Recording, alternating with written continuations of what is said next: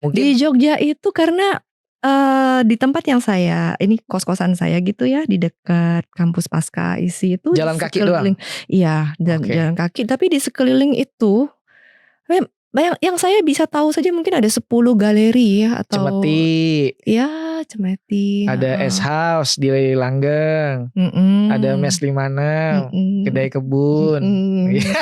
Jadi jadi aku Iya, yang nyebutin lagi Mas, maksudnya. nanti 10 dapat piring Iya. cantik Mas.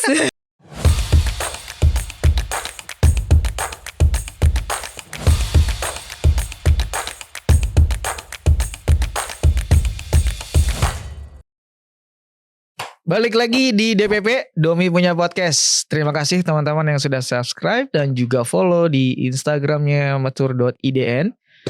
Oke, ini kita hari ini kedatangan kolega yang menarik ya. Kolega yang juga mungkin kita tahu bahwa ada beberapa di dunia seni rupa ini atau dunia seni ini kan banyak challenge atau rintangan-rintangan, dan ada kolega ini yang juga backgroundnya perempuan tapi dia bersemangat dan ingin benar-benar memfokuskan karirnya di dunia seni. Nah, kita mau tanya nih, bagaimana sih persiapannya atau kenapa dia memilih jalur berkarir di dunia seni? Gak usah kita panjang lebar lagi. Terima kasih ya sudah ada di sini Nana Iyap. Terima Terima kasih kasih. atas kehadirannya. Jadi namanya itu Nana YAP. Nana Yap, ya. Iyap itu ada panjangan? Yap, tidak, itu dari marga. Oh, marga. Oke, berarti Iya. aku jadi tahu. Jadi kepanjangannya banyak. Ada panjang apa lagi Nana itu? Enggak sih. Hanya Nana Yap itu? Nana Yap Cuman itu aja. ya Yap. Jadi kalau di paspor itu Nana Yap gitu? Oh, bukan. Oh, bukan. Ya, Ada nama lagi. ada. Oh, iya itu maksud akunya. Oke. Oh. Sekali lagi terima kasih ya. Terima kasih Mas Domi untuk kesempatannya Akhirnya di sini. kita bisa ngobrol langsung, Iya. datang ke studio jauh-jauh karena kolega yang satu ini lagi menempuh sekolah ya, lagi melanjutkan sekolah lagi ya di Jogja kan? Jogja. Nanti detailnya kita mau bahas. Sebelum kita mungkin membahas yang lain-lain, mungkin paling gampang ya istilahnya. Sebenarnya kalau dari mungkin konteks asli ya, kamu tuh memang asli dari mana sih sebenarnya? Asli kelahiran? Saya lahir di Jakarta. Oke. Ya, kemudian ketika saya masuk usia SD udah pindah ke Surabaya. Ikut orang tua gitu. SD, SMP, SMA semua S1 di Surabaya. Oh, jadi dari SD, SMP, SMA sampai kuliah di Surabaya. Ya. Oh, I see. Dan waktu kita, misalnya gini, kalau misalnya kamu bilang, oke, dari kecil sudah di Surabaya, berarti memang ini grow up-nya di Surabaya. Di Surabaya. Lalu memilih kampus di Surabaya juga. Itu waktu itu ngambil apa di Surabaya dan di mana? DKV, Desain Komunikasi Visual di UK Petra. Oke, nah kenapa ngambilnya DKV? DKV karena saya dari dulu suka gambar. Oke. Klise ya. Sudah kuduga. Tapi maksudnya gini, itu sesuatu hal yang apa ya? Maksudnya kan kita melihat bahwa kamu mungkin perempuan ya jelas, dan dari keluarga yang Chinese kan biasanya udahlah nggak usah kuliah yang aneh-aneh, terusin aja nanti buat family atau bisnis family apa gitu. Nah, kenapa kamu ngambil jalur yang si DKV ini gitu? Iya, karena kalau DKV cari yang memang untuk gambar ya. Oke. Iya. Kalau di desain itu kan berarti ada arsitek, ada interior. Waktu itu kan kami kan memilih dua jurusan ya. Ya, satunya DKV, satunya saya pilih arsitek. Tapi memang arsitek kan lebih teknikal mungkin ya gitu. Jadi kamu mengambil DKV cuman karena senang menggambar? Ya, karena kita saya juga nggak ada bayangan ya waktu itu kayak DKV itu gimana ya, kita baru selesai SMA, pikirannya tuh kuliah jadi mahasiswa itu masih euforia aja sebagai mahasiswa, nggak jauh-jauh mikir nanti isinya itu akan kita pelajari sejauh apa gitu kan. Rasanya jadi mahasiswa aja gitu. Itu selama 4 tahun? Selama 4 tahun. 4 tahun beres, lulus sebagai S1 DKV. Kafe. Oke, dari situ aktivitasnya apa waktu itu? Apakah Di DKV? maksudnya setelah beres DKV kan mungkin ada pingin misalnya wah mau lanjut lagi atau kamu kerja dulu atau apa waktu itu? Wah, harus dipikir dulu Mas Domi. Saya udah lama lulus DKV Tapi ya. maksudnya karena aku mau coba bridgingnya kan kamu mau akhirnya lanjut kan ke UGM. Nah itu atas dasar apa? Tuh beda lagi tuh jurusannya tuh. Oke, jadi dari DKV lulus nih. Kerja di advertising. Ya. Kemudian tetap masih punya pikiran bahwa apapun bidang yang ditekuni kan itu harus bisa menjual, teknik marketingnya, bagaimana hitung-hitungannya, berapa yang kita harus investasikan dalam satu proyek, bagaimana mengembalikan dan lain-lain. Ujung-ujungnya balik lagi ke bisnis gitu kan. Ya, kemudian saya nggak langsung nyambung S2. Jadi sempat kerja dulu 2 tahun setelah DKV, kerja dulu 2 tahun di advertising agency. Kemudian mengajar juga di preschool. Oh sempat. Ya, jadi waktu itu usia 3-4 tahun. Karena setelah DKV saya juga sebenarnya ingin mencoba hal-hal lain juga. Ada pikiran bahwa jangan-jangan saya pikir saya nggak suka ini karena saya belum coba ini gitu kan. Jangan-jangan karena DKV kan dari dulu gambar-gambar, kemudian malah ketemunya ke aplikasi Photoshop, freehand, komputer gitu ya. Nah, saya juga baru ingat ini. Selain saya ngajar di preschool itu, saya sempat mengambil D3 untuk ini juga bakery pastry. Sempat? Iya. Atas dasar apa memilih itu? Ya itu tadi ingin merambah. Jadi kan setelah lulus kuliah, bidang kerjanya banyak tuh yang bisa kita tekuni gitu kan. Kemudian sempat mulai di advertising itu mulai stuck karena kok yang saya lakukan ini terus gitu. Nah, saya pikir untuk tahu apakah ada hal-hal lain yang sebenarnya kita bisa kembangkan tapi kita belum tahu, ya itu. Jadi saya coba ada kesempatan saya coba hal-hal baru lagi di luar daripada gambar. Yaitu bakery tadi. Bakery, iya. Terus hasil dari kamu mempelajari bakery apa? Membuka toko usaha roti kah? Hasilnya mungkin banyak teman-teman yang menjadi korban kelinci percobaan. Jadi artinya berhasil nggak? Dikatakan berhasil tuh gimana Mas? Enak rasanya, orang nagih, orang kayak mau lagi dong yang kemarin kamu bikin tuh nak, gitu misalnya. Nggak ada yang nagih sih ya. Kalau nagih nggak ada. Tapi saya ingat waktu itu kan kuliah S2 saya itu weekend. Jadi Gajah Madanya itu adalah kelas vokasi eksekutif, di mana kolega-kolega saat itu semuanya udah bekerja. Kami kuliahnya di kelas akhir pekan. Saya ingat waktu itu setiap hari Jumat Sabtu waktu kuliah ketemu mereka saya selalu bawa banana cake gitu. Nanti ada roti polo bread gitu. Itu kamu jual atau kamu bagi? Enggak. Kamu bagi-bagi? Iya. Kamu kayak istilahnya rasain ya gitu? Iya. Kan harus praktis terus. Artinya respon mereka gimana setelah kamu bagi-bagi? Next topic. Artinya jadi ketahuan kayaknya gak cocok di bidang ini gitu ya? Saya juga gak berani nanya sih Mas. Tapi kan ada sebagai teman yang baik itu kan memberi masukan yang baik dong. Kayaknya kurang ini deh. Kayaknya kurang ini mungkin. Kan gak yang gak enak banget tak. Gak mungkin gak ngomong kayak gitu. Atau ada? Ada juga yang sangat jujur Jadi sebenarnya intinya itu ketika saya masih mencari jati diri gitu ya, tidak melulu saya di dalam menggambar terus. Jadi apa yang bisa dicoba, ada mana pelajaran baru atau experience baru dan inginnya juga mencobanya nggak hanya tanggung-tanggung. Jadi kalau memang ada kursusnya saya ambil kursusnya gitu. Termasuk berbisnis juga. Ya. Itu berarti durasi dari kamu S2 berapa tahun? Yang si UGM? UGM-nya 2 tahun. 2 tahun. Ya. Dengan mungkin kamu nyoba-nyoba juga di luar itu. Ada yang tadi misal ikut bakery. Nah setelah itu beres mungkin yang S2 UGM-nya beres. Aktivitasnya ngapain tuh?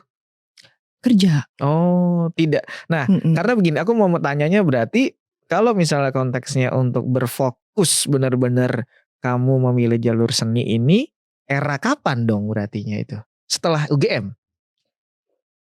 Kalau untuk hobi dan berkeseniannya, itu saya sejak SD sih memang sudah sering gambar. Oke, ya kan? klise ya. Klise. Kuliah juga klise lagi ya. Oke, kita pikirkan yang berbeda ya. Enggak, tapi kan ada aku dengar titik baliknya ya di mana. Jadi setelah Gajah Mada kan itu kuliahnya bisnis. Saya sangat punya pressure sendiri sebenarnya di dalam diri sendiri kayak lulusan S2 nih gitu kan. Kayak, kemudian udah disekolahkan baik-baik, kemudian ilmunya juga sini mencoba banyak hal. Terus ada beban tersendiri kalau nggak jadi manusia yang berhasil itu kok kayaknya gimana gitu kan. Jadi tapi beban itu dan pencarian jati diri itu malah berbalik. Bukan menjadi pada saat itu, bukan menjadi motivasi yang membuat saya lebih baik, malah saya semakin berada di titik yang titik di bawah yang terendah. Ya banyak mempertanyakan banyak hal. Oh. Iya, kenapa begini, kenapa begitu gitu. Oke. Kalau waktu ada pertanyaan-pertanyaan yang mungkin titik terendah itu berarti di fase setelah UGM ya? Setelah beres yang itu ya, Gajah Mada itu ya? Iya, karena kan mungkin ya semakin banyak yang saya ketahui atau semakin banyak yang saya pelajari, semakin terbuka juga pintu-pintu pertanyaan baru gitu ya. Oke, paham. Mungkin tambah umur juga kali ya. Ya jadi yang dipikirkan itu ya bisa juga overthinking ya, bisa juga gitu. Ada di titik terendah, kemudian saya kembali ke gambar lagi. Oke. Gitu. Saya ingat waktu itu ada satu seniman, Sasha Tranggono dari Jakarta ya, buka workshop di Surabaya. Oke. Saya waktu itu di-invite satu teman, seorang desainer interior, udah ikut aja datang gini. Jadi out of nowhere gitu, maksudnya ya deh karena waktu itu juga saya udah coba kiri kanan kok tidak ada yang saya mantepin gitu, tidak ada yang ditekuni dengan sungguh-sungguh gitu. Saya datang. Kemudian beliaunya saat itu tiba-tiba bukan direncanakan ya, saya mau bikin workshop gitu. Carikan saya bunga still life taruh di tengah meja dan kami dikumpulkan, yang mau ikut silakan ikut. Padahal waktu itu Sasha Tranggono hanya mau pameran saja agendanya. Kemudian ada workshop. Dan mulailah di situ watercolor waktu itu. Dan ujung ke ujung dari dimulai sampai terakhir tuh saya menghabiskan waktu 4 jam. 4 jam? Ya hampir 5 jam mungkin waktu itu. Yang tidak saya rasakan. Nah, di situ saya berpikir, mungkin apakah saya harus kembali lagi kepada seni gitu ya. Karena ini hal yang sudah lama saya tinggalkan seketika saya lulus S1, saya nyoba banyak hal di luar daripada gambar. Kemudian ada satu momen yang membawa saya kembali ke ini dan ketika menggambar itu benar-benar saya fokus dan tidak memikirkan hal-hal lain yang selama ini disebut overthinking tadi itu. Ya, kemudian dan selesai happy, tidak merasa lelah atau apa gitu dah. Dari situ saya mulai kayaknya saya mulai harus cari lagi nih waktu atau cara untuk memulai lagi ke sana. Nah, kemudian berangkat dari situ saya mencari komunitas pertama kan, karena waktu belajar dari Sasha Tranggono watercolor gitu. Nah, di Surabaya itu ada satu komunitas namanya Urban Sketcher Surabaya. Saat itu ketuanya adalah almarhum LK Bing, Pak Sukandi. Pak Sukandi salah satu dosen juga di Petra, LK Bing. Saya bertemu beliau, beliau mengajak ayo ikut acara ini workshopnya. Jadi bisa dibilang waktu itu step saya kembali kepada berkesenian itu dimulai di Surabaya ya, dimulai dari Urban Sketcher gitu. Dan Urban Sketcher masih aktif juga sampai sekarang. Saya sudah agak berkurang. Ya. Kan kalau aku lihat juga kamu terlibat lah ikut di project. Ada satu kolega juga namanya Atreyu atau project AMP. Itu bagaimana? Kenapa kamu akhirnya memutuskan untuk bergabung ke project AMP ini? Oke. Jadi tadi kita berangkat dari Urban Sketcher ya. Yes, benar. Ya, Kan ini rentetan nih, tak. Oh iya. Okay. Karena satu kejadian berujung pada satu kejadian lagi, berujung pada satu pintu lagi dan satu pintu lagi terus gitu. Iya, jadi dari Urban Sketcher itu saya bertemu satu kolega di DKV, namanya adalah Jujusan, juga seorang seniman yang luar biasa. Kami udah lama nggak ketemu dari sejak DKV itu dan bertemu pertama kali waktu workshop pertamanya Urban Sketcher Surabaya. Oke. Wah, Juju gitu kan. Nah dari situ berkontak dulu. Nah seiring berjalannya waktu, Juju menekuni lukis. Jadi saya mendengar nama Atreyu Moniaga Project itu dari Juju. Oke. Ya, jadi Juju itu sudah lebih dulu di batch 11 kalau nggak salah, di batch 11-nya Atreyu Moniaga Project. Juju sudah ikutnya selesai. Saya lihat buku artbooknya dan lain-lain. Sketchbooknya apa semua. Iya, dan sangat terinspirasi gitu. Jadi waktu itu saya bilang, Ju, kenalin dong, saya pengen belajar ke dunia ini gitu, art yang di luar daripada Urban Sketcher ini gitu. Jadi mulai di situ lihat ketika Atreyu Moniaga Project membuka batch baru, pendaftaran dan lain-lain, ya saya mengontak ke Atreyu gitu. Jadi kalau untuk batchnya kamu di edisi batch berapa waktu masuk ke AMP itu? Jadi gini, saya mengenal Atreyu itu ketika AMP membuka pendaftaran untuk batch 13. Oke, 13 ya. Ya, tapi kemudian seiring berjalannya waktu, jadi untuk saat ini sounding juga nih ya. Nah, boleh dong. Untuk saat ini spesial nih, tahun ini AMP ada 2 project berjalan paralel. Jadi project apa itu?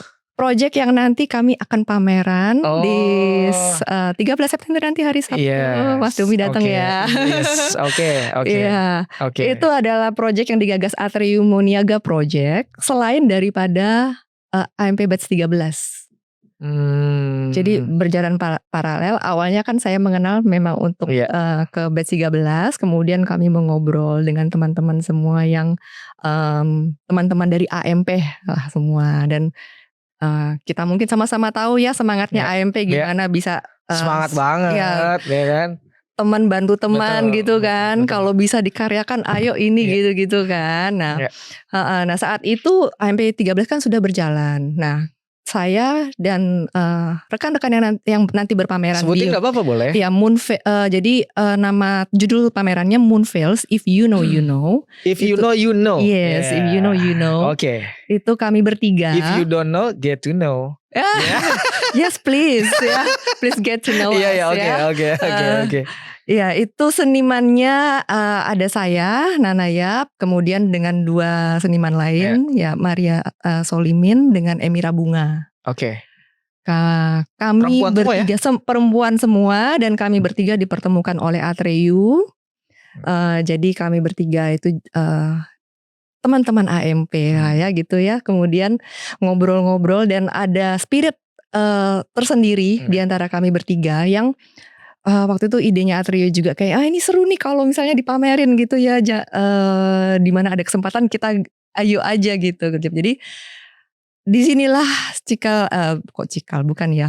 Jadi awal mulanya bagaimana ada project paralel yang berjalan gitu selain AMP 13, dan ada kami ini yang juga berjalan karena kayaknya terlalu seru aja kalau nggak dijalanin gitu.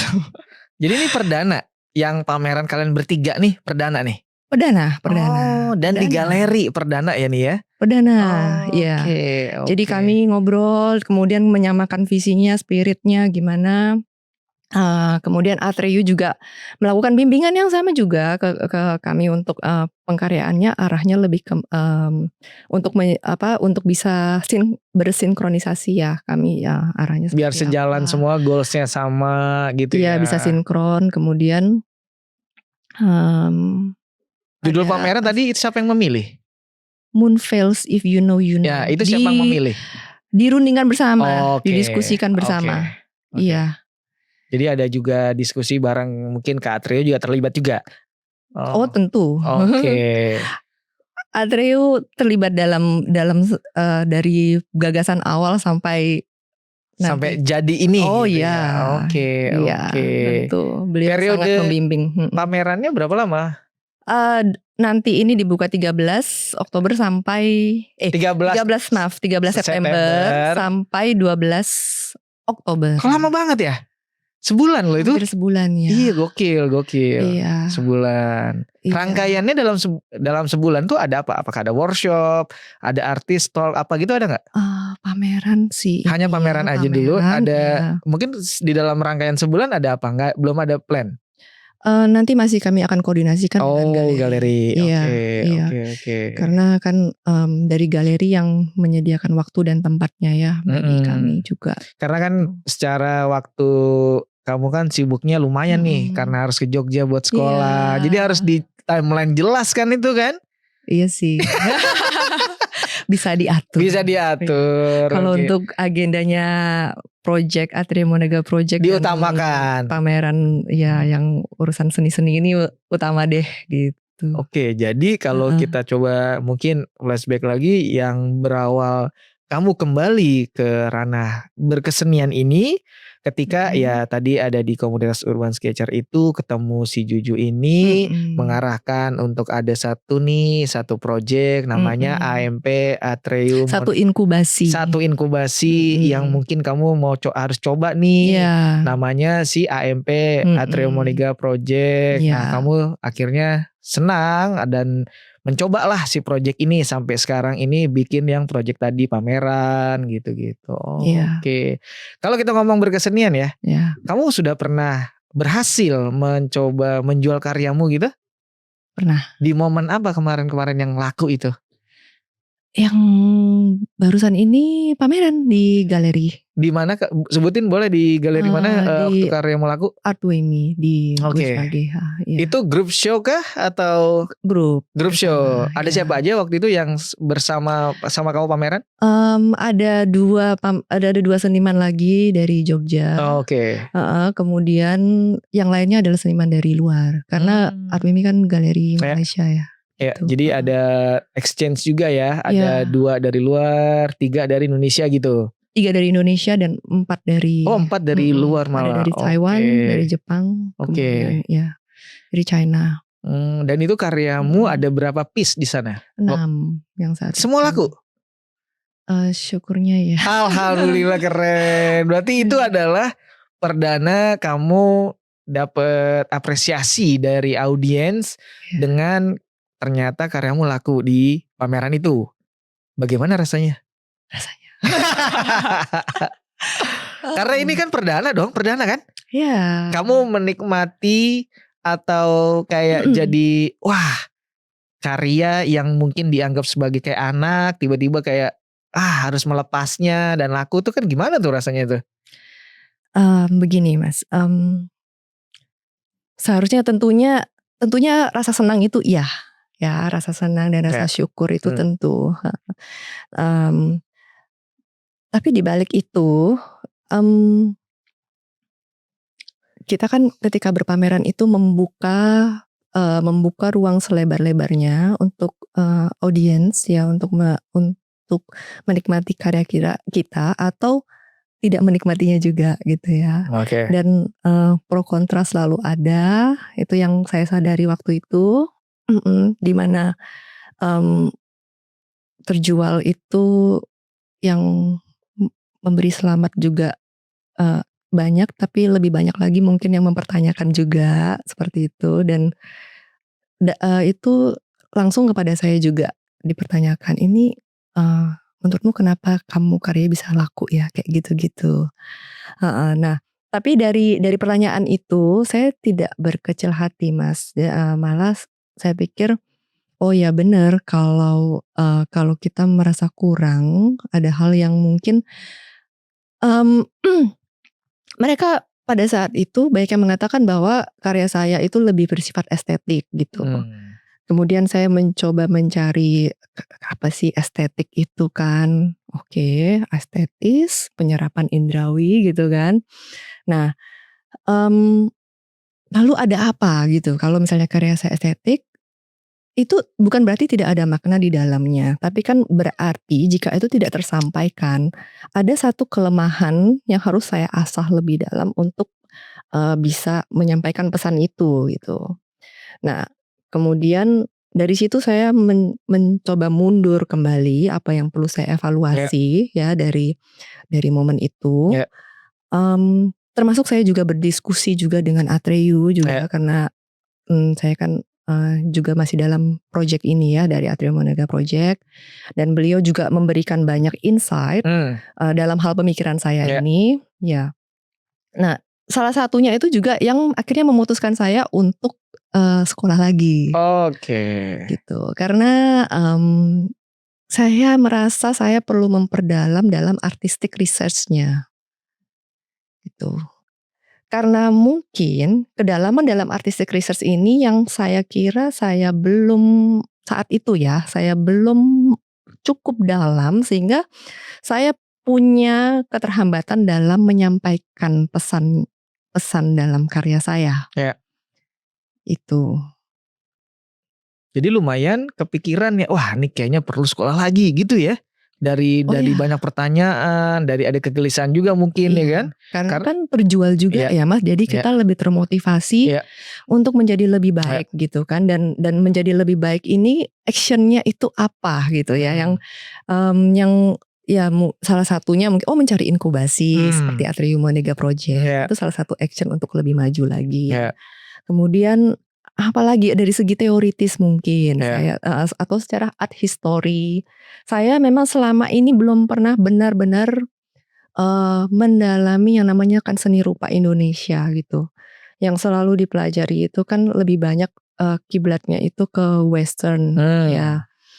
Eee, jadi dari situ ambil sekolah lagi untuk memperdalam akar Oke. istilahnya Jadi kalau gitu. emang ya kadang ide-ide juga bermunculan ketika Mhm, mungkin ada kritik, saran, masukan. Jadi kita bisa menelaah, oh, oke, ada baiknya mungkin kita melakukan kayak tindakan yang mungkin supaya kita memperkuat dengan cara tadi salah satu sekolah mhm. supaya lebih lebih menggali lagi nih ya makna-makna yang perlu ditambahkan untuk subject matter kekaryaan itu.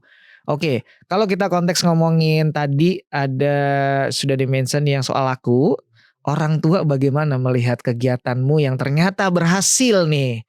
Artinya ada anakku bikin pameran dan karyanya laku. Orang tua tahu nggak sih? Tahu, Lalu bagaimana responnya? senang dong. Seneng ya? Action Artinya lagi. nggak artinya orang tua kayak udah bener kan nih anak gue nih gitu. Maksudnya dia gimana? Itu sebenarnya ada pertentangan nggak sih kalau kamu ngambil ke ranah seni-senian ini? Orang tua? Ini hal yang tidak pernah kami diskusikan secara Oh, eksplisit gitu, Mas. Jadi tidak pernah bertanya langsung kayak, "Papa gimana sih? Mama gimana gimana?" Gitu oke. gitu ya. Mmm, tapi saya tahu persis bahwa mereka sebenarnya hanya menginginkan yang terbaik aja Pasti. kan untuk Semua orang tua anak-anaknya, begitu. Yes, ya. betul. Ya dan, bagaimana untuk membalas perasaan itu, ya sebagai anak ya kita berusaha aja melakukan yang terbaik yang sudah komit Ya, di mana, ya itu yang harus diperdalam, dikuatkan, ya. gitu. Jadi mereka sebenarnya tidak ada kayak mencoba melarang, mencoba Ya, bertanya pun sebenarnya enggak juga ya? iya. Oh, Dan saya sendiri merasa, secara karakter, saya bertumbuh, gitu. Maksudnya kalau dulu ketika saya tahu mungkin orang tua saya kok sepertinya ragu-ragu, hmm, kurang ini, saya setengah hati hmm, gitu. Bener nggak yang saya kayak langkah saya ini benar apa tidak? Apakah saya harus kembali misalnya membantu di pekerjaan orang tua atau ya, seperti itu. Itu saat itu ya, ya, dulu itu menjadi kegalauan. Tapi saat ini lebih cenderung, terutama ketika sudah mendapat restu orang tua ya, ya, buat saya tuh nomor satu restu orang tua itu. Ketika udah mendapatkan restu mereka, makin bulat gitu. ya, Ke makin selalu selalu bilang kepada diri sendiri, justru kalau kamu tidak mau mengecewakan mereka atau apa, ya ya kejar yang benar gitu. Iya. Betul-betul komit, disiplin Iya. gitu. Jadi semua hal sebenarnya balik lagi dibuktikan aja dengan tingkah lakunya, tanggung jawabnya gitu ya. Iya. Oke. Tapi sebenarnya dari awal pun memang ya membebaskan kamu ya. Kayak tadi kan kamu sudah mention di awal sekolah di kafe pun juga nggak ada komplain kan mereka? Ada? Kok ketawa? Ada emang? Dikit lah ya, dikit doang. Tidak sih. Aman, artinya aman. memang mereka membebaskan, tidak mencoba kayak ngapain ngambil di kafe gitu-gitu nggak ada. Iya, mereka sejauh ini saya rasa sebagai orang tua yang cukup memberi banyak kebebasan, keleluasaan ya buat kami bertiga ya, saya 3 bersaudara ya. Iya. Kalau dari kita ngomongin akademis ya, ngomongin akademik ini kan kamu S1 di Petra ngambil di kafe, ada juga lanjut di Gajah Mada ini ngambil bisnis, lalu juga ada side apa ya mungkin edukasi yang kayak bikin bakery. Sekarang sekolah lagi di kampus ISI Jogja ngambil penciptaan seni rupa. Ini emang kategori apa? Senang sekolah apa gimana maksudnya? Itu atau bagaimana sebenarnya? Saya jadi ingat ada dosen yang mempertanyakan itu juga. Ini senang sekolah. Ya nggak tahu karena emang ada loh orang yang senang sekolah. Sekolah saya senang. Iya. Kesenangan saya sekolah itu bagi saya saat ini dengan dulu ketika mengambil di Gajah Mada atau mengambil di Petra ya dulu itu saat ini mungkin lebih menyadari kebutuhan kita sendiri gitu ya untuk belajar. Kalau mungkin dulu S1 yang pertama kan ya setelah lulus SMA ya lanjutnya S1 kan gitu. Kemudian setelah S1 ya S2 gitu kan. Apalagi gitu kerja S2. Tapi yang kali ini itu benar-benar diambil karena kesadaran penuh bahwa saya membutuhkan pelajaran ini gitu. Jadi kalau S1 yang sebelumnya dosennya nggak masuk, seneng dong gitu ya, kayak aduh bisa libur gitu. Ya kalau kali ini dosennya nggak masuk ya kan, dan menarik juga dengan dosen-dosen yang menarik, yang praktisi juga di sebagai seniman, sebagai kurator juga, gitu. Jadi lebih kepada ketika mengerjakan tugas-tugasnya itu lebih kepada kita merasa ini kesempatan untuk membuat satu proyek yang dimana pembimbingnya banyak gitu. Kalau ingin memperdalam researchnya tanya ke bapak ini. Kalau ingin memperdalam tentang kajian sumber idenya ke bapak ini gitu. Ya menyenangkan kok. Juga sebenarnya mempertajam juga ya. Bagaimana cara pikir lebih dalam soal kekaryaan, subject matter mungkin gitu ya, lebih untuk mendukung ya kekaryaan ya. Iya ya tentunya ya. Oke. Karena kan penciptaan ya Mas. Jadi memilihnya kan penciptaan kan lebih kritis tuh kan. Nggak cuma soal textbook lagi, tapi bagaimana meng-create karya juga dengan maksud bikin karya ini apa, ngomongin apa gitu ya. Jadi makin kuat lah nanti narasi-narasi di kekaryaannya gitu ya. Semoga. Oke. Seharusnya ya, harusnya lebih. Makanya kalau misalnya kita hubungkan dengan pameranmu yang di 13 September ini, kalau sedikit cerita, teaser atau mungkin spill dikit lah kekaryaan kamu tuh ngomongin apa yang di pameran itu? Nah, kalau yang di Moonveils ini ya, Moonveils If You Know You Know, itu judul ini Moonveils itu kan moon dari metafora sebagai feminisme. Karena kami bertiga perempuan, kemudian kami sering berdiskusi juga dan veils itu adalah tabir-tabir. Jadi ketika kami berdiskusi kami menyadari bahwa perempuan ini kalau ngomong ya suka ada kode-kode tertentu gitu. Kayak makna-makna terselubung yang kadang kalau paling simpelnya gini. Kadang tuh perempuan tanyakan mau makan apa terserah gitu kan. Nah, ini cerita klasik lagi ya gitu ya. Seperti itu. Jadi banyak kode-kode dari perempuan yang terselubung lah gitu. Dan kami ingin membawa makna feminisme ini dari masing-masing dari kami dari setiap karya kami gitu. Iya, jadi waktu diskusi juga bersama Atriyu juga jadi menggagas, ini kalian ya perempuan-perempuan ini ya kalau ngobrol ini menarik sekali gitu. Ternyata ada meaning-meaning tertentu yang like ya, if you know, you know gitu. Seperti itu. Kode-kode menarik, yang Mas. hanya kalian mengerti lah intinya Iya. kan, yang tanpa dijelasin pun pasti Iya. paham gitu. Iya. Jadi dari digagas dari Atrium Monega Project juga menarik, ini mesti diangkat lah ini gitu. Jadi dari situ kami dipandu juga untuk membuat proposal selain daripada pengkaryaan tentunya. Kemudian membangun CV dan semuanya kami dibantu dalam perancangan proposal. Kami propose kepada pihak-pihak galeri. Ya. Dan kebetulan Gayung bersambut juga ada galeri yang jadi di Candice Galeri nanti 13 September Sabtu. Beliau juga menyambut, wah ini ide menarik nih, lucu gitu. Kayak wah seru juga nih, seru, dan perempuan semua. Iya. Kamu naruh karya berapa di pameran itu? Di sana saya 3 panel. 3 panel. Ukurannya 3 karya? 3 karya. Berapa? Satu karya ukurannya berapa? 2 karya 180 x 80. Satu karya itu 1,8.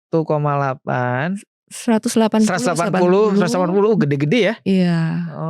Oke. Ya jadi bervariasi. Yang lain teman-teman juga 1-an. Ada yang 1 meteran juga. Ada yang 1 meter lebih, ada yang 80. Dilihat dong. Iya, kan nanti belum. Iya. Ini saya tunggu ya. Iya, pasti. Itu. Oke. Ajak yang lain kan. Iya, pasti. Kan nanti obrolan ini direncanakan akan segera keluar mendekati hari H. Gitu. Kasih. Karena ini bagian juga promosi kamunya dan teman-teman untuk datang bisa ngelihat pameran kamu kan. Iya, dan tentunya juga memperkenalkan Atrium Monega Project juga. Betul. Iya, jadi untuk seniman-seniman baru yang mungkin masih ini kan udah mulai dibuka nih. Ini dari kemarin-kemarin sih Atrio lumayan sering publish tuh IG story. Sudah dimulai dibuka batch yang baru. Silakan. Kayak gitu kan. Jadi kalau kamu ikut di program AMP atau Atrio Monega Project itu sudah berapa lama durasinya? Setahun ada? Jadi project ini itu dibentuk dari Atrio itu dari Desember 2024. Oh baru. Desember 2024. Iya baru dong, sekarang aja belum sampai baru hampir 2 tahun lah. Hampir 1 tahun lah. Hampir 1 tahun. Oke. Dan itu komunikasi jarak jauh ya. Kamu kan karena aktivitasnya banyak sekarang di Jogja ya. Oh, jadi ini beres pameran kayak abis opening langsung kembali ke Jogja? Iya. Buat sekolah? Wah gawat. Karena jatah bolosnya cuma 3 kali Mas. Bolehnya hanya seminggu 3 kali?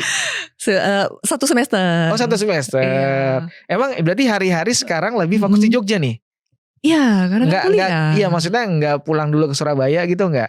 Pulang. Tapi kalau waktu weekend ya pulang. Oke. Tapi kalau weekdays di masa kuliah di Jogja. Iya.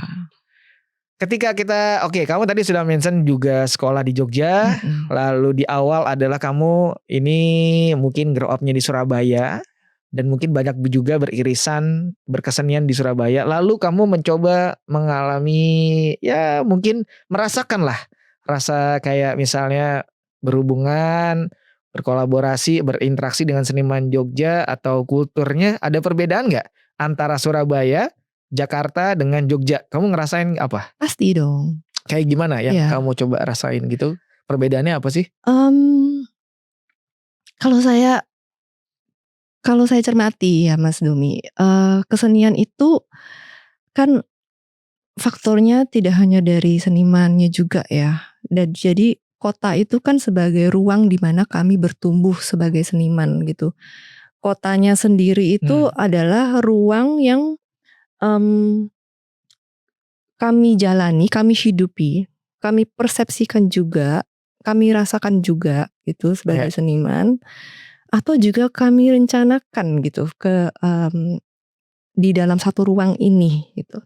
Nah semua aktivitas yang tadi dijalani, direncanakan dan semuanya itu pasti tidak bisa tidak melepaskan dari sistem satu kota sendiri. Nah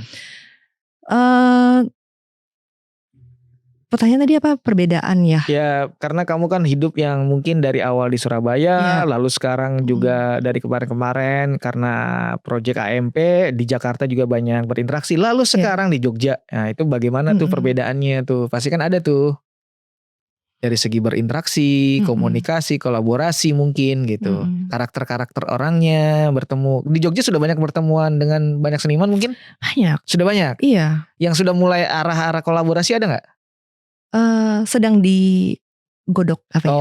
Sedang lebih ke seniman perempuan kah atau grup show? Campur. Ya. Mungkin di Jogja itu karena di tempat yang ini kos-kosan saya gitu ya, di dekat kampus Pasca ISI itu jalan kaki doang? Iya, dan jalan kaki. Tapi di sekeliling itu yang saya bisa tahu saja mungkin ada 10 galeri ya, atau Cemeti. Ya, Cemeti. Ada S House di Langgeng. Ada Mes 56, Kedai Kebun. Jadi aku yang nyebutin. Nanti 10 dapat piring cantik Mas. Harusnya kamu nyebutin ya. Apalagi saya kan belajar dari senior. Enggak dong. Kakak kelas saya ternyata. Terus. Iya. Itu aja kan udah kita seharian tuh bisa ke jalan. Karena sering ya datang ke beberapa tempat tadi, mungkin jadi ada gimana interaksi gitu. Iya, setiap kesana kan selalu mereka ada project atau ada workshop atau pameran dan bertemu dengan seniman-senimannya. Saya kan kuliahnya itu setiap hari tapi tidak sepanjang hari ya. Jadi misalnya dari jam 8 sampai jam 12 siang tergantung mata kuliahnya. Jadi sebisa mungkin setelah selesai kuliah saya mampir menggok dulu gitu. Masuk gang ini, masuk gang itu gitu. Nanti lihat di sini di A ini lagi pameran apa, di B lagi pameran apa. Dan kadang memang bisa berlama-lama jadinya ngobrol dengan senimannya. Iya. Itu mungkin salah satu perbedaan juga ya dari dimana yang activity ini itu tidak pernah saya lakukan waktu di Surabaya.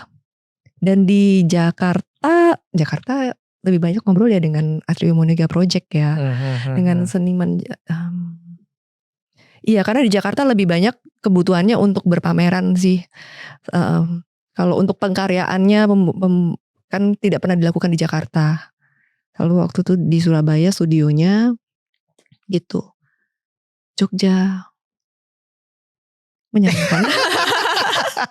Enggak, karena memang Jogja itu jarak sih. Jarak itu kategori yang lumayan jadi apa ya, buatku krusial. Artinya kalau di Jogja nih dengan waktu misalnya dikasih waktu sejam, kita tuh bisa visit banyak tempat. Iya. 1 jam di Jakarta, waduh, satu tempat aja kayak kurang karena udah traffic, udah macet dan titiknya jauh-jauh. Kalau Jogja kan tadi kamu bilang dengan jalan kaki ke A, ke B, ke C, ke D, semuanya dengan akses yang gampang gitu, tidak perlu kendaraan. Artinya jalan kaki bisa, naik sepeda naik motor nggak perlu kendaraan yang jauh gitu. Betul. Kalau Surabaya bagaimana tuh?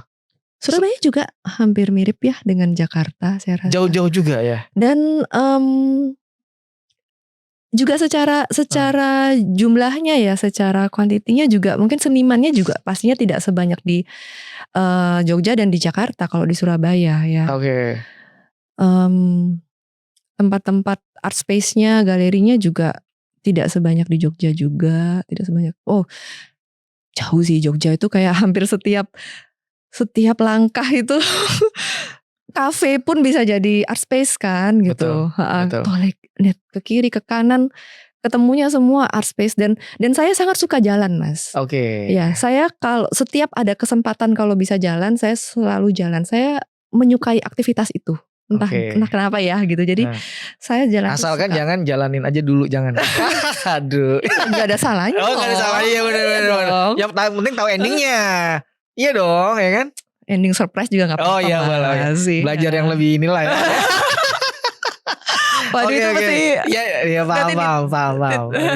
Jadi keterbiasaan jalan, jadi senang visit kemana-mana. Ke Jogja itu kan bisa dibilang karena wilayah yang dekat kampus ISI itu kan selatan ya. Jadi aksesnya sangat gampang dan juga banyak titik yang memang berada di daerah selatan. Iya, kadang tuh jalan dari siang ya sampai ujung, udah sore kan kembali, ya kembalinya cari beca gitu, Mas. Jalan dikit kamu ke Cemeti tuh, dari si kampus udah ada Cemeti, kegeser dikit sini kedai kebun, kegeser sana ada si Mes Limana, gitu. Udah enak tuh, ada Crack masih inget banget ya.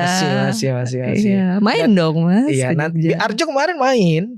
Oh ya. Iya, aku visit Arjok. Oh, waktu Arjok opening itu saya belum stay di belum di Jogja. Ya, karena kan perkuliahannya baru mulai semester ini, mulai Agustus. Jadi newbie nih ya, belum ada berapa bulan di Jogja ya. Tapi mungkin kamu kalau nanti sampai ngerasain di fase setahun di Jogja, kayaknya mungkin bisa akan berpikir, kayaknya boleh juga nih stay di Jogja. Mungkin gak kamu berpikir gitu? Sudah ada. Itu. Udah, jadi ada plan? Bukan plan, tapi gini, ketika ada beberapa teman nih datang kalau weekend gitu ya, mereka naik kereta dari Surabaya main ke Jogja ketemu, atau dari Jakarta kemarin barusan nih, dari Jakarta satu keluarga ketemu saya tuh bisa bilang begini, kalian kayaknya bisa deh coba pikir untuk tinggal di Jogja gitu. Jadi bukan plan sih sebenarnya, tapi saya udah bisa memberikan masukan itu ke teman-teman dekat ya. Kenapa kamu memberikan masukan itu ke mereka? Sejauh ini saya merasa Jogja itu ada keunikan tersendiri. Iya, istimewa. Memang dari daerah istimewa. Enggak, tapi apa sih sebenarnya yang emang kamu merasa nih Jogja oke nih buat stay lama atau tinggal di sana? Tapi mungkin tergantung karakter orang juga ya, Mas ya. Kalau kamu? Saya memang suka, kan karena saya suka jalan. Iya, saya suka jalan, saya suka observasi. Ketika saya jalan tuh, saya suka observasi sekeliling saya gitu. Nah, sekarang di daerah kos saya dalam tidak kurang dari 1 bulan ini saya udah kenal yang saya tahu seberapa langkah saya ke kanan ini saya akan ketemu Bapak Satpam ini, dan kami udah saling bertukar sapa setiap pagi. Jalan ke seberang sedikit saya tahu ada satu ibu jamu, jualan jamu biasanya di situ setiap pagi. Kemudian Pak Beca ini, dan ketika kami melontarkan senyum atau sapa itu hangatnya tuh bisa terasa gitu. Oke. Kayak aduh enak nih ya dihormat, apa maksudnya kayak dihargai, disapa. Bukan karena dihargai atau gimana ya, tapi saya merasa itu hal yang sulit saya dapatkan itu di Surabaya atau di Jakarta, yang dimana asing ya, kita bukan dari berteman, bukan dari kenal ya, jadi maksudnya orang asing yang bisa saling sapa dan berinteraksi gitu. Berinteraksi dengan hangat. Ya. Meskipun sama-sama stranger ya. Iya. Oke. Iya. Itu saya waktu itu cukup amazed, ternyata masih ada ya rasa kayak gini di Jogja gitu. Langsung luluh dong. Wah, gila. Wah, itu cinta langsung sama Jogja. Itu adalah momen dimana pertama ya di Jogja ya, kamu ya stay lama ya. Sebelumnya ada visit Jogja lama gak? Waktu Gajah Mada kan waktu saya di Gajah Mada. Tapi kan di utara, beda culture nih. Betul. Karena UGM itu kan daerah, kalau kita ngomongin peta Jogja, dia Jogja Utara atau pusat kota. Iya. Nah, isi atau yang daerah berkesenian ini kan di selatan, Jogja bagian selatan. Iya. Artinya sangat berbeda nih karakternya. Betul. Yang mungkin utara UGM ini administrasi atau kantor atau pemerintahan. Nah, sini kebudayaan nih gitu. Iya. Nah, kamu kan banyak tinggal dulu di daerah kota. Betul. Dan waktu di Gajah Mada saya di asrama, Mas, di dormnya Gajah Mada. Lebih gak kerasa lagi. Betul. Lebih kayak itu kayak apartemen aja lah kan settingannya kan kalau itu kan. Betul. Nah, kalau ini kan lebih guyup ya, ketemu warga, ketemu lingkungan. Iya. Jadi pulang pergi aja nih, kalau nggak mengok-mengok kiri kanan ya, pulang pergi aja dari kosan ke kampus tuh, itu udah tahu paginya tuh akan siapa yang saya sapa tuh, kita bakal ketemu ini. Bahkan udah hafal, nanti toko kecil ini ya, kalau pagi itu shiftnya si A, malam itu akan ketemu shiftnya si B. Lalu kadang kami bisa janjian juga, nanti di sini ada pameran ini loh Kak gitu. Ayo kita datang bareng ya, kayak gitu-gitu. Apa ya? Hubungannya tuh bisa terjalin dengan mengalir saja gitu. tanpa embel-embel tertentu, tanpa atribut tertentu gitu. Hangat banget. Iya. Dan saya sangat bersyukur masih bisa menemukan momen-momen seperti itu di tengah perkotaan yang saat ini ujungnya udah mulai ke individualistis gitu ya. Meskipun begitu, tapi ini ada satu heran juga. Mas Domi ada lihat nggak yang di liputan di Kompas bulan Juli lalu? Apa nih? Mengenai kesepian. Oke. Iya. Saya agak heran kenapa Yogyakarta dikatakan bisa kota nomor 1. Karena? Setelah keduanya adalah Jakarta. Karena? Kalau di sana sih disebutkan itu karena indeksnya itu berdasarkan demografi dan infrastruktur penduduknya ya, di mana kebanyakan itu tinggalnya adalah single, jadi tinggal sendiri, gitu. Memang penelitian itu mengatakan tidak berdasarkan indeks perasaan, tapi berdasarkan indeks itu tadi demografis. Iya. Jadi Jogja nomor 1. Nomor 1 tuh. Di Kompas. Versi bulan Kompas ya. Juli. Ya. Versi risetnya Kompas. Nomor 1 dia. Jogja. Sebagai kota yang rentan kesepian. Iya. Buat yang single kayak nggak cocok kasihan. Oke. Iya. Tapi memang dibaca lagi berdasarkan demografis ya. Padahal Jogja rame banget. Iya. Rame. Kalau nggak salah itu hasil penelitiannya ya, itu 66% penduduk. Saya itu harus dipastikan lagi. 66%.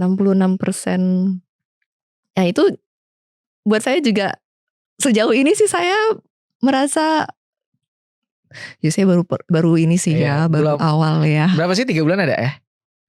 Belum 2 bulan. Baru 2 bulan belum ya. Belum maksudnya belum. Nanti coba deh rasain 3 bulan 4 bulan tuh udah mulai kerasa tuh hangatnya Jogja tuh. Sekarang masih anget-angetnya gitu ya. Masih lucu-lucunya. Ya kayak tempat baru nih gitu ya. Masih excited kan. Tapi ya nggak apa-apa, jalanin aja gitu. Dan emang enak banget kalau tinggal di selatan. Kalau kita ngomongin seni-senian atau kebudayaan, memang kemana-mana deket dan sangat ramai aktivitas kayak pameran, workshop, ada artis talk atau apa tuh pasti ramai banget sih. Jadi kamu kayak dalam waktu beberapa hari, misalnya kayak semingguan pasti ada pameran, ada kegiatan misalnya workshop, artis talk lah atau apa gitu. Jadi seru. Itulah mungkin. Mas Domi gak pengen nih balik Jogja lagi? Aku masih balik. Masih bolak-balik juga karena emang bagaimanapun Jogja ada hubungannya lah gitu. Kamu kalau main hubungan masa lalu atau hubungan itu tadi kehangatan. Ada memori gitu, kehangatan. Bagaimana di Jogja, wah ini guyup rukun gitu. Iya, beda kan kamu tadi mention di Surabaya bagaimana, lalu di Jakarta bagaimana. Ternyata Jogja ya punya karakter sendiri kan. Apa seperti itu yang Mas Domi rasakan juga atau itu hanya? Iya, aku juga ngerasain. Artinya memang ada karakter yang berbeda dari setiap kota. Kalau Jogja ini memang spesial lah. Aku nganggapnya spesial dari awal. Dari bagaimana pertemuan, selalu ada interaksi, itu beda lah. Kalau Jakarta kan mungkin speed ya. Artinya kenceng banget nih waktu nih. Artinya kayak nanti jam segini. Kalau Jogja kan slow living. Artinya santai. Kayak baru mulai beraktivitas kadang di atas jam 11 gitu. Jarang kalau ada aktivitas kayak kita. Kalau kita kan Jakarta mungkin jam 7 jam 8 udah harus keluar rumah kalau ada kegiatan gitu. Ya mungkin ya. Tapi saya rasa itu kembali ke individunya juga sih. Individu. Nggak bisa dibilang dari kota. Kan kalau kamu kamu kan tapi karena kampus ya mungkin jamnya kan juga ada yang kuliah pagi kan. Tergantung mata kuliahnya kan. Iya. Tapi kalau bicara jam dan waktu itu saya memang sudah membiasakan sejak dulu dari kecil itu. Disiplin waktu itu penting ya. Dia cocok jadi polwan harusnya. Polwan ya? Iya. Kenapa tuh kok polwan? Kan tertib waktu bangun, mandi, lari, cocok udah harusnya. Polwan sih. Enggak cuma polwan mungkin. Enggak punya gitu. Boleh yang lain. Iya tertib soalnya. Iya, tapi memang kedisiplin kunci juga sih. Karena pertemuan harus ada janjian apa gitu kan. Iya. Dan bukan karena janjian juga sih Mas. Saya mencoba membangun rutinitas yang itu nggak boleh dilanggar gitu sebisa mungkin. Itu salah Artinya satu nggak boleh ngaret. Komitmen, maksudnya gini. Jam misalnya seperti jam bangun pagi, jam olahraga kayak gitu-gitu itu termasuk hal yang saya komit dalam hal itu ya. Penting itu ya? bagian dari bagaimana kita berkesenian atau membangun diri sebagai seniman juga secara mentality juga komit. Karena ketika saya rasa gini, ketika kita mulai membuat perkecualian gitu ya, mulai melanggar yang dari kecil-kecil atau apa itu nanti akan merembet gitu. Ya, dan ada poin-poin kalau bagi saya ini ya, saya ada poin-poin yang harus di keep apapun itu yang terjadi, misalnya seperti kesehatan. Itu karena saya juga melihat beberapa kasus atau beberapa pengalaman dari orang-orang yang kita kenal atau apa, semua yang sudah dibangun kesuksesan dan apapun itu akhirnya bisa runtuh ketika kesehatan mulai terganggu gitu. Itu satu seperti itu. Nah, dan itu juga sangat penting kan bagi seniman juga karena kesehatan jiwa dan raga ini yang bisa membuat kita bisa memproduksikan satu karya yang sehat juga. Sehat bukan dalam arti konteksnya harus yang bagus-bagus gimana, bukan ya, tapi sehat tuh dalam arti karya ini dibuat dengan benar, dengan masih diperhatikan kualitasnya, timingnya, misalnya mungkin ada janji-janji dengan pihak-pihak tertentu. Nah itu sangat berpengaruh sekali. Ketika kesehatan itu terganggu, wah itu bisa ambrol satu persatu. Karena jadi merusak semuanya ya. Iya, karena seniman ini kan bekerja sangat mengandalkan kemampuan diri gitu ya Mas ya. Bukan seperti perusahaan yang mungkin misalnya jadi manajer perusahaan tertentu kalau kita lagi gak enak badan nih misalnya, terus absen, masih ada, perusahaan ini masih berlangsung gitu, masih kalau berjalan. Kalau seniman diri dia sendiri. Iya, seniman tuh bener-bener kesehatan itu sangat ini ya Mas, maksudnya dari hal-hal kecil, jangan jari kita sakit aja tuh gak bisa bikin karya gitu loh Mas. Iya betul. Itu dari paling ini aja gitu, yang paling simple gitu ya.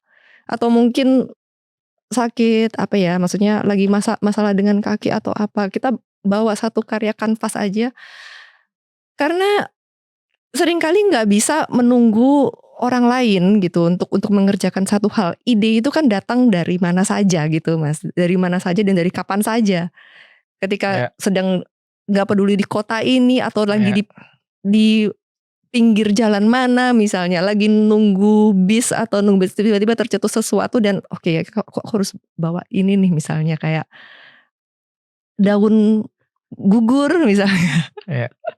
Ada aja deh yang bisa jadi inspirasi gitu kan. Dan itu nggak bisa kayak nanti deh tunggu temenku misalnya, atau nanti deh kayak gitu-gitu. Jadi sangat terasa sekali di mana kemampuan diri sendiri itu harus sangat bisa diandalkan. Jadi saya berusaha yang terbaik yang bisa saya lakukan untuk mengupayakan itu.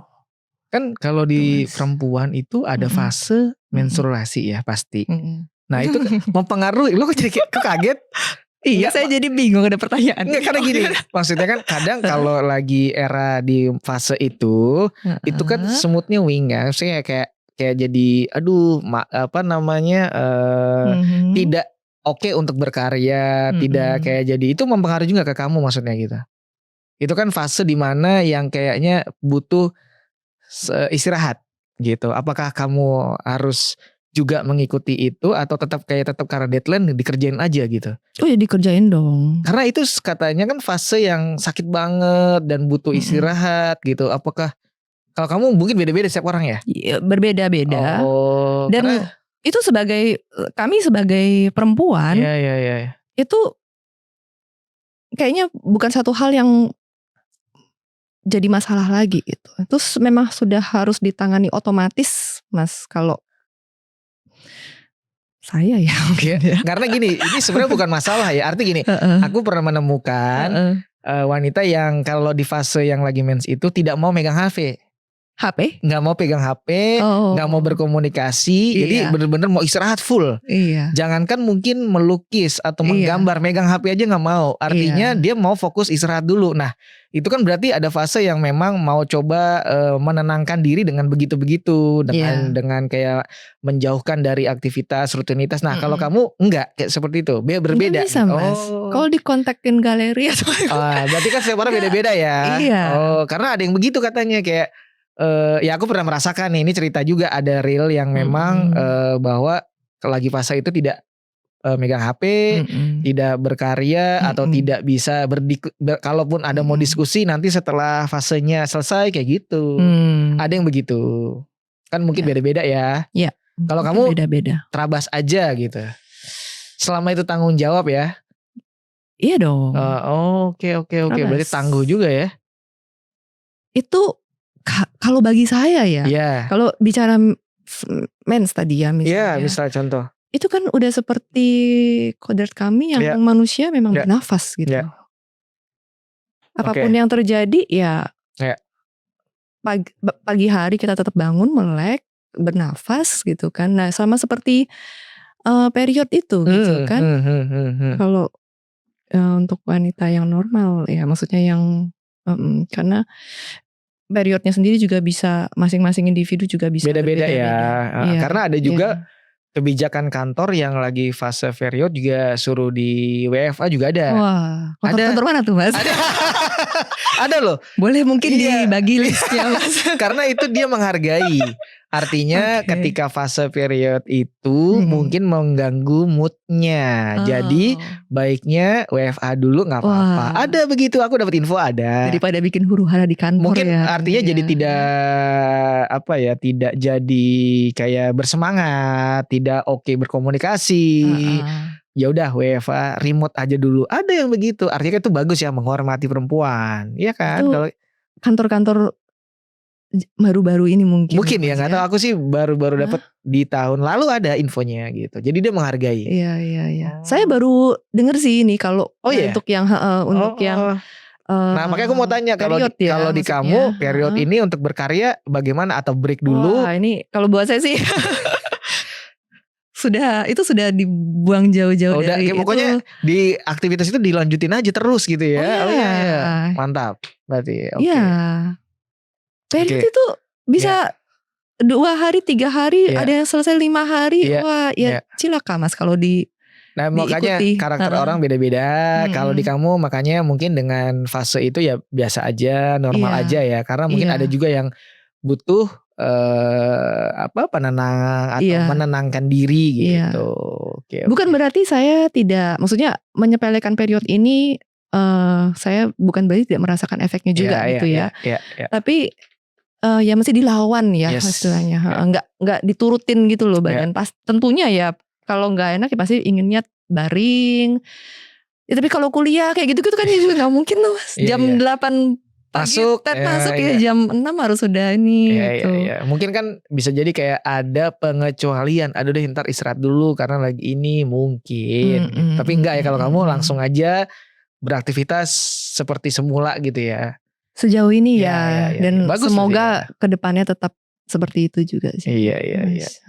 Kalau kita ngomongin fase nih masuk kekaryaan ya ke kamu nih. Berarti sekarang ini kekaryaanmu tuh lebih mengangkat apa tuh isu-isunya atau ceritanya tentang apa sih? Saat ini saya awal mulanya itu berbicara mengenai metafora keberadaan seorang individu, seorang keakuan ini, seorang manusia ini itu yang dimana selaras dengan alam. Begitu. Nah kemudian berkembang dan bertumbuh.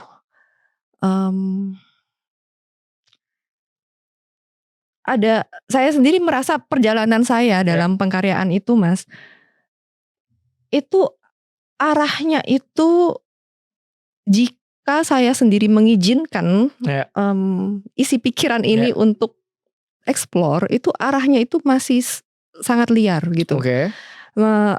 Ya terutama dalam eksplorasi konteks-konteks yang sifatnya ke arah humanis gitu ya Mas, lebih ke kepada manusia, hubungan relasi hubungan antar manusia seperti itu. Dan hal ini dulu itu tidak pernah menjadi perhatian saya. Tapi ada pengaruh-pengaruh tertentu mungkin dalam perjalanan hidup saya yang pada akhirnya saya saat ini sangat menghargai hubungan itu, termasuk tadi yang tersentuh banget ya di Jogja misalnya. Seperti itu, dan saat ini itu yang ingin saya gali lebih dalam. Kalau referensi hubungan antar manusia. Kalau itu kan berarti memang proses, artinya berjalan, merasakan, melihat ya, atau berinteraksi. Kalau dari referensi yang mungkin mempengaruhi kekaryaanmu, seniman-seniman siapa, ada nggak? Maksudnya yang saya terinspirasi itu banyak seniman besar yang menginspirasi saya. Boleh disebut mungkin 3 nama yang sangat mempengaruhi kekaryaanmu, ide, pemikiran? Saya mengagumi satu itu Marina Abramovic.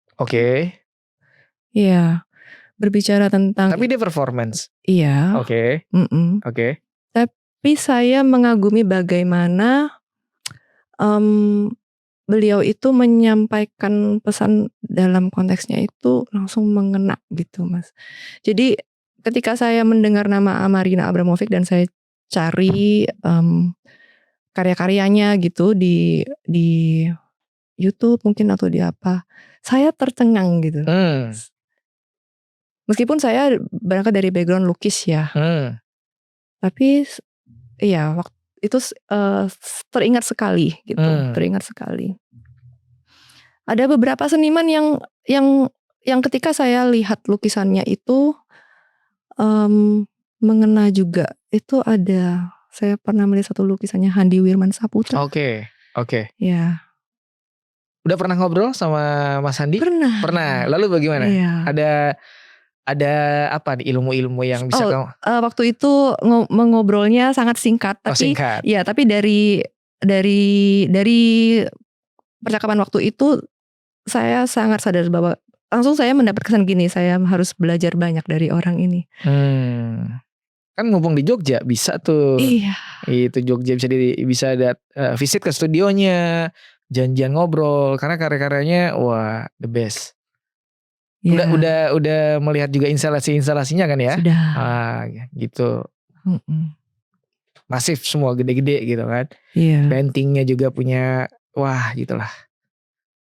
Iya. Iya. Terus ada siapa lagi yang mungkin dari lokal perempuan siapa? Lokal perempuan. Ada nggak yang memang terinspirasi dari sosok perempuan ini, misalnya seniman ini siapa? Mbak Melati Surya Darmo. Itu pernah ada ke obrolan atau ada komunikasi? Iya. Di mana? Di Studio Plesungan beliau di Solo. Solo, betul. Iya. Ada banyak diskusi gitu?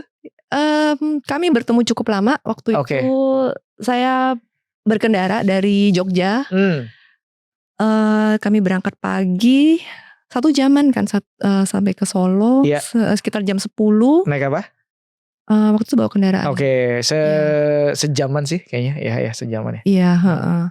Terus sampai sore waktu itu. Sampai jam 6-an sore. Sebenarnya itu performance fotografi ada, lukisan juga ada. Wah itu multidisipliner juga tuh Mbak Melati. Iya.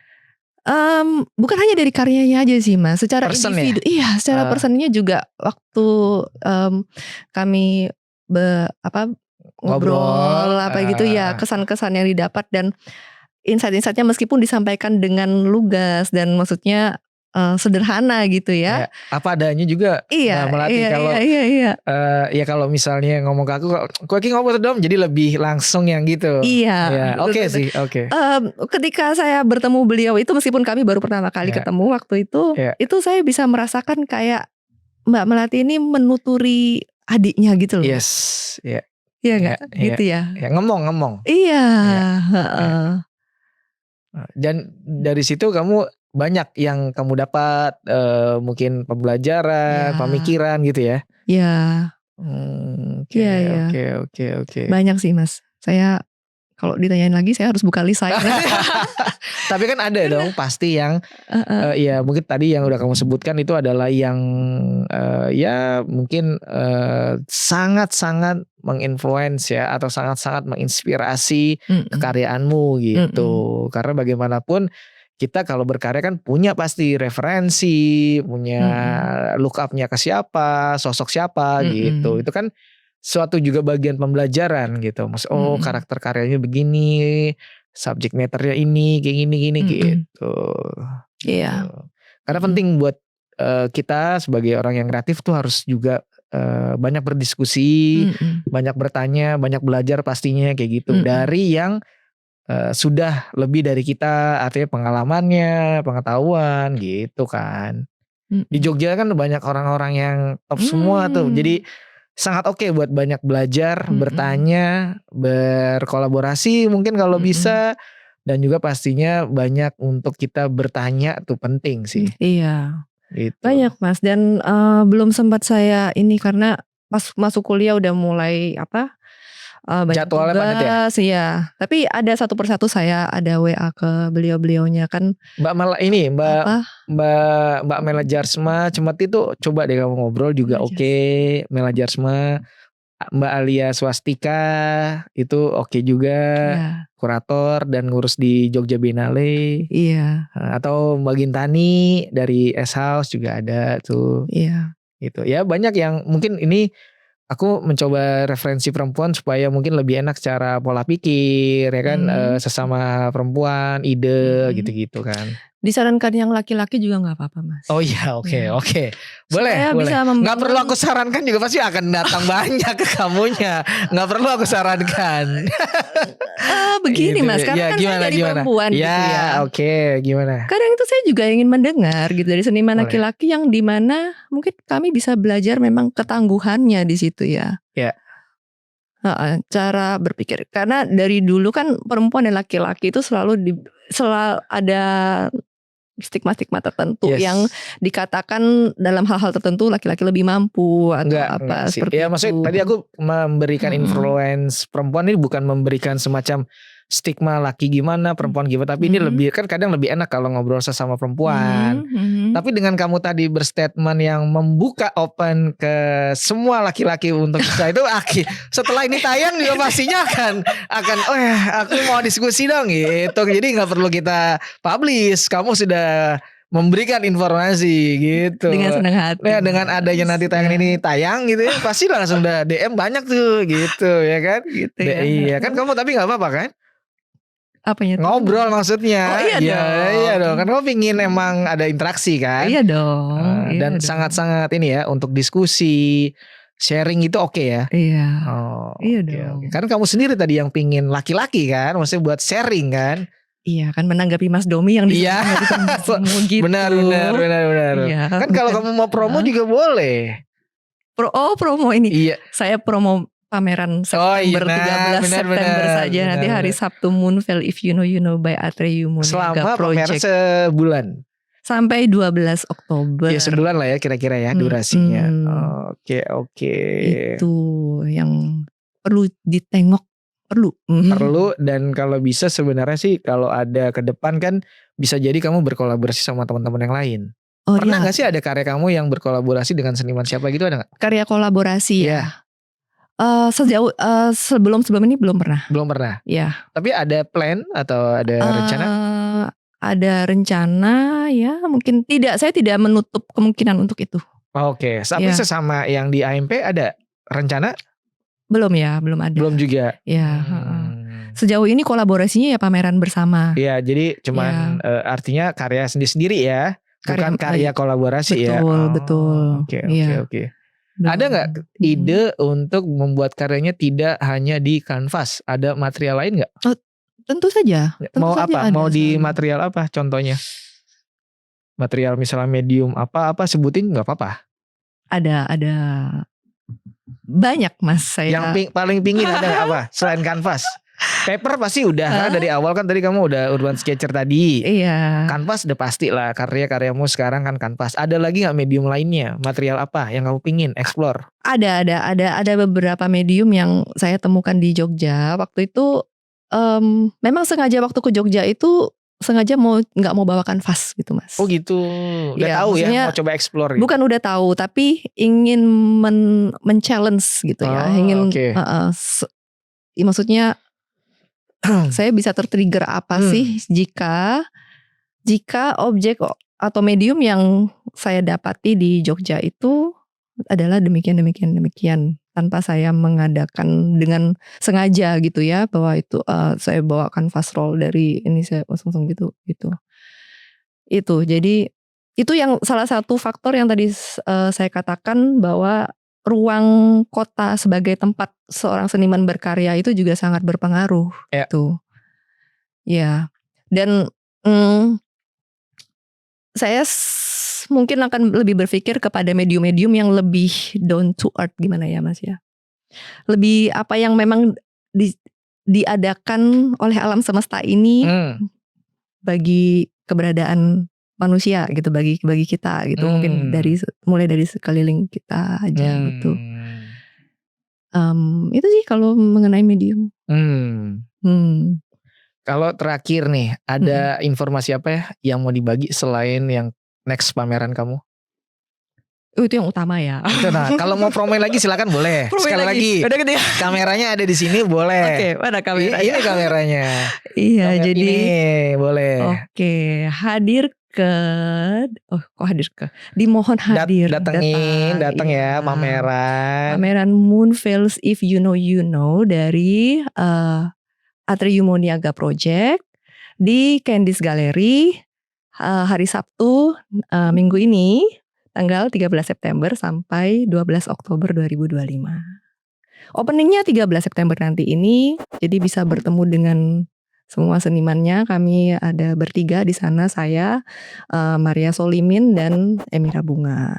Gitu, dan juga teman-teman dari AMP juga akan hadir tentunya, dan nomor 1 ya pasti Atrium Niaga. Durasi pameran? Sampai 12 Oktober. 12 Oktober. Dan program-programnya belum diinformasikan ya? Selama sebulan itu akan ada apa? Belum ada info ya? Kita akan info menyusul nanti. Oke. Jadi bisa dicek di Instagram kamunya. Betul, atau dari galeri. Galeri juga bisa. Ya, dari Candice Gallery. Oke. Selain itu ada informasi apa lagi selain pameran kamu? Mungkin kamu mau berbagi info apa gitu? Ada gak? Info. Ya, boleh apapun, atau kayak tadi boleh berdiskusi sama kamunya ya. Nggak tahu ya kan? Iya. Boleh ya? Iya dong. Open ya. Berdiskusi itu salah satu aktivitas yang harusnya wajib Mas bagi setiap seniman ya. Berdiskusi dengan segala pihak, maksud saya, tidak hanya bersama seniman juga. Tapi seni itu kan ranahnya tidak terbatas. Iya. Sama politikus, sama yang nyalek mungkin. Pernah ya. Iya deh. Gitu. Kok jadi saya yang spill jadi kan. Ya jadi semua bidang gitu. Ya, apapun boleh, karena bagi kita kan informasi itu boleh banget ya, dari semua background, latar belakang, dari nggak hanya soal keseni-senian, ya kan, isu-isu yang lain juga boleh gitu ya. Iya. Gitu. Iya. Kan mengenai isu-isu yang lain ini untuk semester 1 awal ini malah kami itu mendapat proyek-proyek yang backgroundnya malah tidak di seni. Maksudnya proyek yang harus kami teliti, objek yang memerlukan artistic research, tapi kita lupakan dulu nih tentang seni-seninya dulu gitu. Jadi lebih pada mengupas masalahnya, bagaimana memberikan solusi, dan tentunya sebagai seniman adalah solusi yang di dalam bentuk kesenian gitu. Tapi researchnya, penelitiannya semua sangat variatif ya, maksudnya tidak dari kesenian. Dari masalah lingkungan, politik pasti. Politik ya, apalagi yang Sekarang barusan ini ya. Ya lingkungan, politik, wah banyak limbah, terus banyak sih. Dan terakhir saya ke Kedai Kebun, itu ada pameran menarik sekali, bahkan itu udah ranahnya lebih siapa kepada pamerannya? Itu kolektif, namanya apa? Dikumpulkan dari warga. Oke. Jadi warga yang mengolah limbahnya sendiri gitu, yang sudah dilakukan di lingkungan mereka sendiri ya. Saya waktu itu cukup terkesan sih lihat pamerannya, karena saya melihat seniman yang berbicara mengenai penyelamatan lingkungan dengan action gitu, Mas. Oke. Real ya? Real, bener-bener ini bikin pengolahan. Wow, pengolahan plastiknya yang rumah tangga ya gitu. Recycle-nya langsung gitu ya. Iya, dan jadi ada satu tempatnya yang sudah zero waste gitu. Di daerah mana tuh, kamu ingat? Pamerannya di Kedai Kebun. Bukan, maksudku yang daerah yang tempat-tempat dia, lingkungan dia. Dari warga-warga sekitar. Oh, bukan dari daerah jauh, tapi sekitar situ aja. Iya, dan yang ikut harus warga Jogja. Oh, kirain aku dari daerah misalnya Sragen apa enggak, tapi justru daerah Jogja gitu ya, sekitaran Jogja. Oh, oke. Masih ada nih? Masih ada, masih berlangsung. Oke.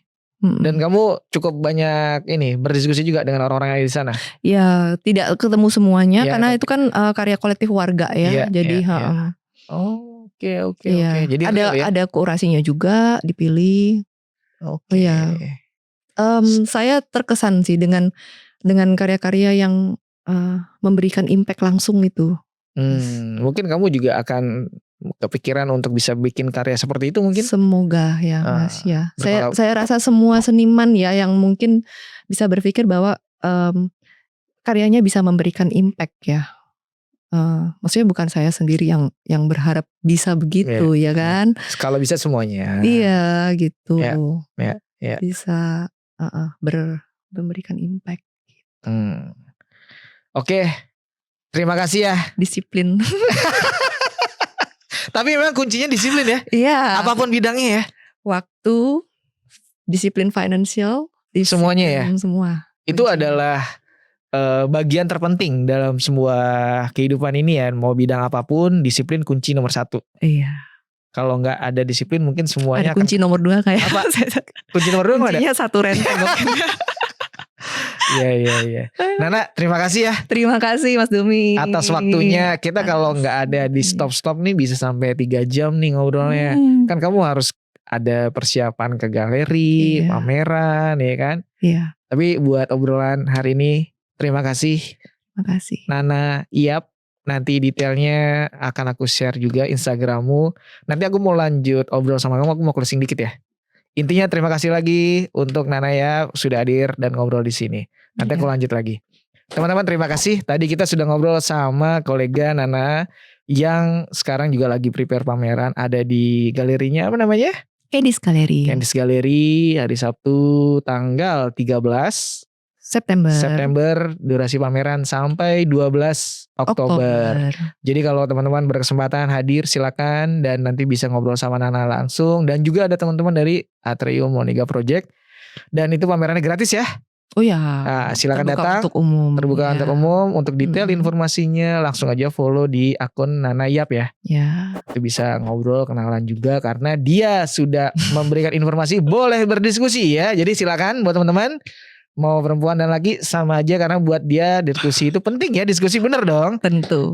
Dan jangan lupa langsung aja di subscribe, share, like, komen, ada di YouTube-nya Mature Indonesia dan juga di Instagram mature.idn dan Spotify Domi Punya Podcast. Terima kasih Nana sekali lagi, sampai ketemu dan selamat berpameran, sukses ya. Terima kasih Mas Domi. Thank you Nana. Thank you.